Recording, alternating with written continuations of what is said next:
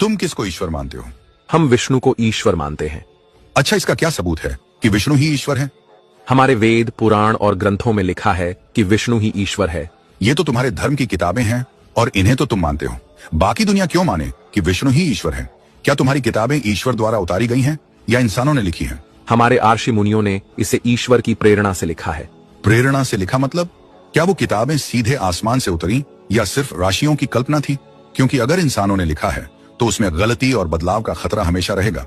जैसे महाभारत पहले 8,800 श्लोक की थी, लेकिन अब उसमें 1,00,000 श्लोक हैं। तो क्या हम ये मान लें कि तुम्हारी किताबें भी बदलाव और मिलावट का शिकार हो चुकी हैं और लोगों ने अपने मन की बात उसमें डाल दी है, तो अब उससे कोई सही बात निकालना इलॉजिकल है? लेकिन हमारे शास्त्रों में विष्णु को ही परमेश्वर बताया गया है।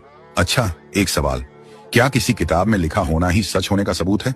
अगर कोई किताब में ये लिख दे कि गधा ही तुम्हारा बाप है, तो क्या तुम उसे मान लोगे? ये क्या बकवास है? नहीं, मैं बस लॉजिक की बात कर रहा हूं। अगर सिर्फ किताब में लिखा होना सच का पैमाना है, तो फिर तुम किसी किताब में लिखा ये कि गधा तुम्हारा बाप है, तो तुम उसको भी मान लोगे, नहीं ना? तो फिर तुम्हारी किताबों का दावा भी बाकी दुनिया के लिए प्रमाण नहीं बनता। लेकिन हमारे ईश्वर ने चमत्कार किए हैं। अच्छा, क्या चमत्कार करने वाला ही ईश्वर हो जाता है? फिर तो तुमको फिरौन के जादूगरों को भी ईश्वर मानना पड़ेगा, क्योंकि वो भी जादू से छड़ी को सांप बना देते थे। तो क्या वो जादूगर भी ईश्वर थे? देखो, ईश्वर की पहचान उसके गुणों से होती है, ना कि किताबों या चमत्कारों से। सच्चा ईश्वर वो है जो हर जगह मौजूद हो, जिसे किसी ने पैदा न किया हो, जो कभी ना मरे, जो किसी रूप का मोहताज ना हो। अब बताओ, क्या विष्णु हर जगह मौजूद है? क्या विष्णु को किसी ने पैदा नहीं किया? क्या विष्णु कभी नहीं मरते? अगर विष्णु अमर हैं, तो महाभारत में विष्णु अवतार कृष्ण की मृत्यु क्यों हुई? क्या ईश्वर मर सकता है? अवतार तो बस एक रूप था, असली विष्णु अमर है। अच्छा, तो तुम्हारे हिसाब से ईश्वर को रूप बदलना पड़ता है?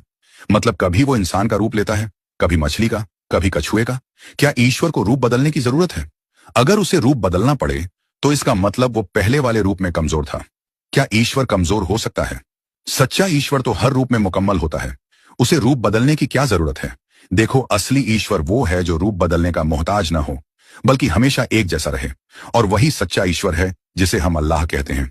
कुल हुवल्लाहु अहद, अल्लाहु समद, लम यलिद वलम यूलद, वलम यकुल लहु कुफुवन अहद। अल्लाह एक है, वो बेनियाज है, न वो पैदा हुआ और न उसने किसी को पैदा किया, और उसका कोई हमपाया नहीं। देखो, तुम्हारी किताबें इंसानों द्वारा लिखी गई हैं, इसलिए उसमें बदलाव और गलती का खतरा है। लेकिन कुरान अल्लाह का सीधा कलाम है और आज तक बिना किसी बदलाव के सुरक्षित है। कुरान में लिखा है, इन्ना नहनु नज़्ज़लना ज़िक्र व इन्ना लहू लहाफ़िज़ून, सूरह हिज्र 15:9। बेशक हम ही ने कुरान को उतारा और हम ही उसके संरक्षक हैं। यानी अल्लाह ने कुरान को खुद बचाने का जिम्मा लिया। अब बताओ, क्या तुम्हारी किताबों के लिए